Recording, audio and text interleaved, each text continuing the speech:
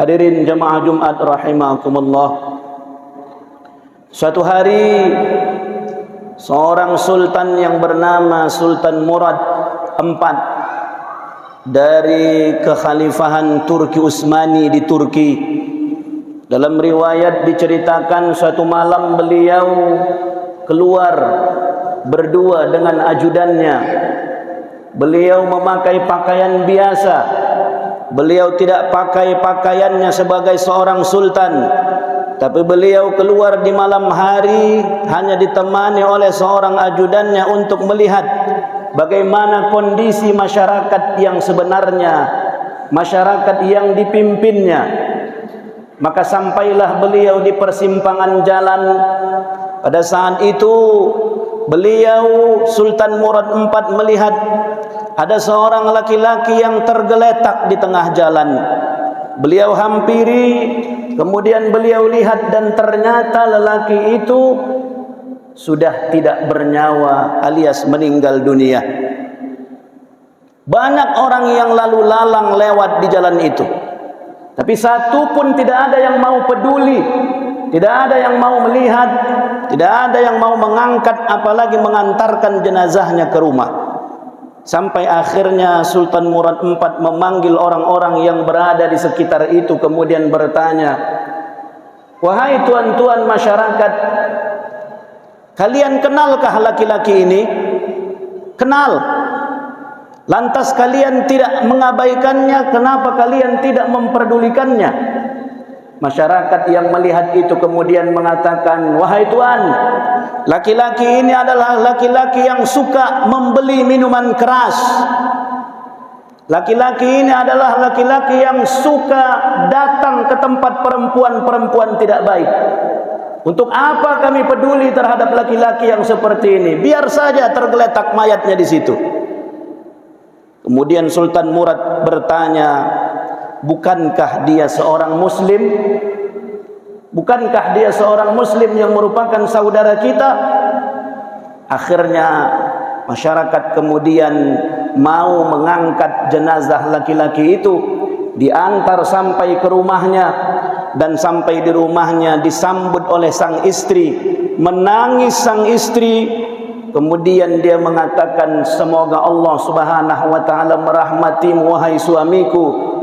Dan Sultan Murad IV yang masih belum dikenal pada malam itu kemudian bertanya kepada si istri laki-laki ini, "Wahai ibu, apa sebenarnya pekerjaan suamimu ini sehingga orang-orang tidak mau mengurus jenazah suamimu?" "Wahai tuan," kata si istri, "suamiku ini sejak dari awal sudah kunasehati. Suamiku ini adalah orang yang saleh, orang yang baik."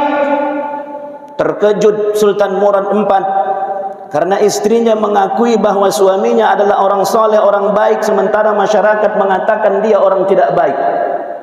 Apa sebenarnya yang terjadi? "Suamiku adalah seorang pengusaha, seorang pedagang yang keuntungan dari penjualan dan usahanya setiap hari dia sisihkan untuk membeli minuman keras, dia sisihkan untuk membayar pelacur. Tetapi minuman keras yang dibelinya berkendi-kendi itu bukan untuk dia minum. Dia bawa pulang ke rumah, sampai di rumah kemudian dia buang semua minuman keras itu."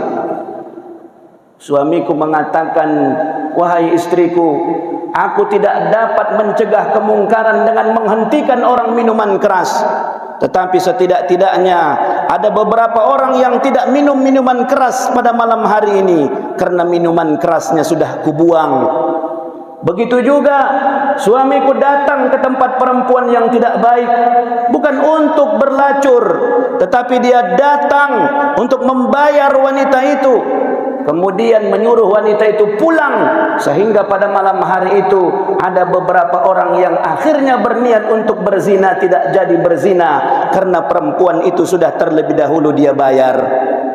Aku sudah katakan kepada suamiku, wahai suamiku, kalau seandainya ini yang kau lakukan, orang tidak tahu apa niatmu. Aku khawatir kalau nanti kau meninggal dunia, tidak akan ada orang yang mau mengurus jenazahmu, karena orang tahu bahwa engkau adalah suka meminum minuman keras. Engkau tahu, orang-orang mengetahui bahwa engkau adalah laki-laki yang suka datang ke perempuan yang tidak baik. Ternyata suamiku pada saat itu menjawab, si laki-laki yang meninggal dunia itu pada saat itu kemudian menjawab, kalaupun tidak ada orang yang mau mengurus jenazahku, maka nanti insya Allah yang akan mengurus jenazahku adalah sultan beserta dengan ulama dari istana. Mendengar pernyataan itu kemudian Sultan Murad pun ternyata sadar, dan dia kemudian mengatakan, wahai ibu, apa yang dikatakan oleh suamimu adalah benar, bahwa besok aku yang akan mengurus jenazah suamimu beserta dengan ulama-ulama dari istana, karena aku adalah Sultan Murad IV yang langsung akan mengurus jenazah suamimu. Hadirin jamaah Jumat rahimakumullah, apa ibrah pelajaran yang bisa kita ambil dari kisah Sultan Murad IV dan dengan seorang laki-laki yang meninggal dunia ini? Pertama, pelajaran yang kita ambil jamaah yang dirahmati Allah Subhanahu wa taala adalah menghindari suudzon, menghindari buruk sangka, klarifikasi terlebih dahulu. Jangan langsung menjas menghukumi orang hanya dari luarnya saja. Kita lihat kejadian yang menimpa laki-laki ini, orang hanya menilai bahwa dia membeli minuman keras. Orang tidak mau tahu minuman keras itu dia minum atau tidak. Orang hanya lihat dia datang ke tempat perempuan tidak baik, tapi orang tidak mau tahu apa yang dia kerjakan. Maka pelajaran yang pertama kata Nabi sallallahu alaihi wasallam, iyyakumuz zanna fa inna zanna fa inna ba'da zannal kadzib. Kejauhi kamulah berburuk sangka, karena berburuk sangka itu adalah perkataan yang paling dusta. Hindari. Adapun konteksnya dengan kita pada hari ini adalah hindari menyebarkan berita-berita hoax, berita-berita yang belum jelas dasarnya, berita-berita yang belum jelas sumbernya. Boleh jadi ketika kita menyebarkan berita yang tidak benar, berita itu adalah merupakan fitnah yang akan merugikan diri kita, terlebih-lebih merugikan orang yang kita fitnah. Dan fitnah itu dalam agama kita dikatakan Allah Subhanahu wa taala, al fitnatu asyaddu minal qatal, bahwa ketika kita melakukan fitnah, maka fitnah itu lebih kejam dari pembunuhan. Saudaraku jamaah Jumat rahimakumullah, pelajaran kedua yang kita ambil setelah kita menghindari berburuk sangka dan memfitnah orang lain, yang kedua adalah kuntum khaira ummatin ukhrijat linnas ta'muruna bil ma'rufi wa tanhauna 'anil munkar wa tu'minuna billah. Pelajaran yang kedua adalah Allah mengatakan kita adalah kuntum khaira ummah, kalian adalah umat yang terbaik. Allah sudah menyatakan bahwa kita ini umat Islam ini adalah kuntum khaira ummah, kalian adalah umat yang terbaik.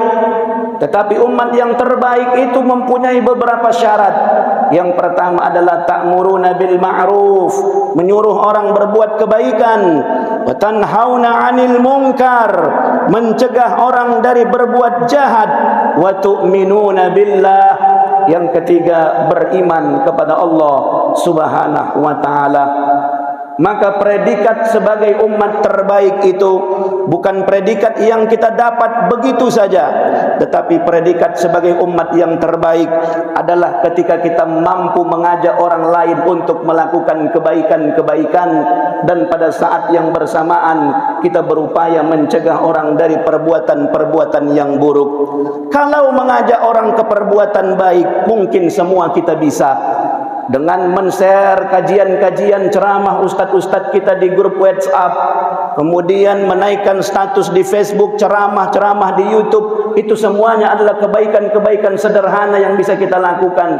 Mengajak orang untuk pengajian, mengajak orang untuk berkurban, mengajak orang untuk yang baik, semua kita bisa melakukan. Tapi ternyata ketika tanhauna 'anil munkar, mencegah dari perbuatan kemungkaran, banyak di antara kita yang belum sanggup dan belum mampu melakukannya. Mencegah kemungkaran, ya kemungkaran dari rumah tangga kita sendiri, dari hal-hal yang kecil, ya kemungkaran di lingkungan kita, ya kemungkaran di daerah kita, dan itu merupakan kewajiban sebagai orang yang beriman. Apa yang dilakukan oleh laki-laki tadi, jamaah yang dirahmati Allah, adalah mengamalkan sunnah Nabi sallallahu alaihi wasallam. Ketika Nabi sallallahu alaihi wasallam bersabda, "Man ra'a minkum munkaran falyughayyir biyadihi." Apabila kalian melihat kemungkaran, cegah dengan tanganmu. Tangan bisa diartikan sebagai kekuasaan. Siapapun kita yang berkuasa, kita sebagai seorang suami berkuasa sebagai kepala rumah tangga, cegah kemungkaran di dalam rumah tangga kita, cegah istri kita untuk tidak keluar rumah dengan membuka aurat, cegah anak-anak kita untuk berjoget-joget membuka aurat di media sosialnya, cegah sebagai kekuatan di tangan kita.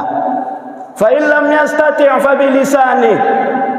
Kalaupun dengan kekuasaanmu kau tidak berani dan tidak mampu, atau kau belum mempunyai kekuasaan, fabilisani, setidak-tidaknya ungkapkan bahwa yang benar itu adalah benar, yang salah adalah salah. Banyak pada hari ini orang-orang yang untuk mengatakan salah saja dia tidak sanggup, untuk mengatakan salah saja dia tidak berani, sehingga terkunci mulutnya, bungkam mulutnya melihat kemungkaran-kemungkaran yang ada, sehingga kemungkaran itu pun terus marak, dan kemungkaran-kemungkaran itu bisa merajalela, bukan karena hebatnya kemungkaran itu, tapi karena diamnya orang-orang baik melihat kemungkaran itu merajalela. Yang ketiga, fa illam yastati' fa biqalbihi. Apabila kau juga tidak sanggup dengan lisanmu, Nabi mengingatkan, fa biqalbihi, hendaklah benci dia dengan hatimu. Apa yang bisa kita lakukan demi mencegah kemungkaran? Laki-laki yang kita ceritakan dengan Sultan Murad tadi, dia tidak mampu karena dia bukan penguasa, dia tidak mampu dengan lisannya dia karena bukan seorang ulama, bukan seorang ustadz, tapi dia punya harta, dia gunakan hartanya untuk mencegah kemungkaran. Salah satunya adalah dengan yang dilakukannya, membeli minuman keras, dia buang supaya tidak ada orang yang meminum minuman keras.